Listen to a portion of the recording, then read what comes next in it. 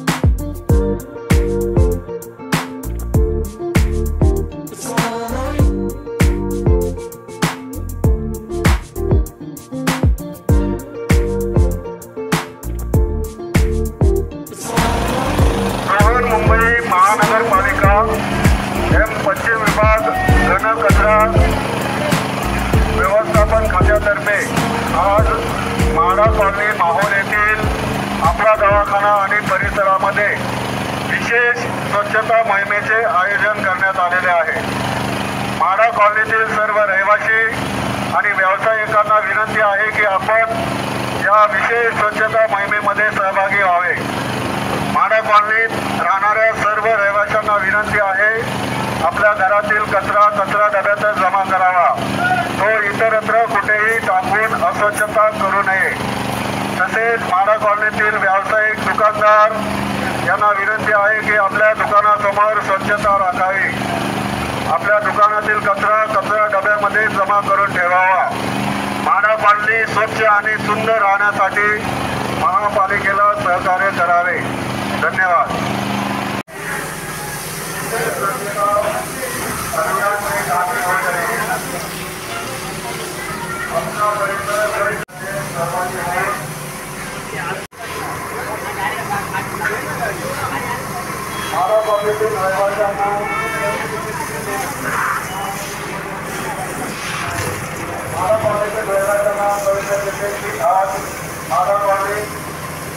आपला दवाखाना आणि परिसरामध्ये स्वच्छता मोहिमेचे आयोजन करण्यात आलेले आहे। स्थानिक नागरिकांना विनंती आहे की आपण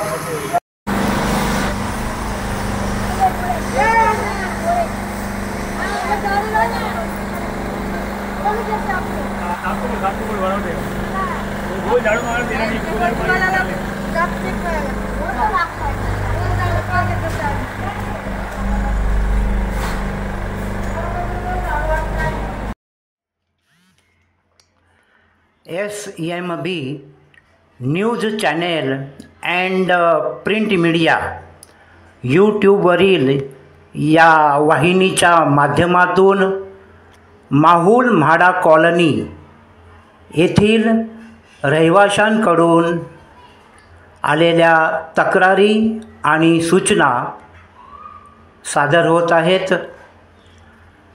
माहुल म्हाडा कॉलनी परिसरात स्वच्छता अभियान अनेक महिन्यांपासून चांगल्या पद्धतीने चालू आहे, परंतु महानगरपालिकेने ड्रेनेज लाईन बनवण्यासाठी जे कॉन्ट्रॅक्टर नेमले होते त्यांनी काम झाल्यानंतर तेथील रॅबिट व शिल्ड अजूनपर्यंत उचलले नाही। ते त्वरित तत्काळ उचलण्यात यावे अशी मागणी येथील रहिवाशांनी स्थानिक पश्चिम विभाग महानगरपालिका अधिकाऱ्यांकडे केली आहे आणि याची तत्काळ दखल संबंधित अधिकाऱ्यांनी घ्यावी अशी आग्रहाची मागणी येथील रहिवासी करत आहेत।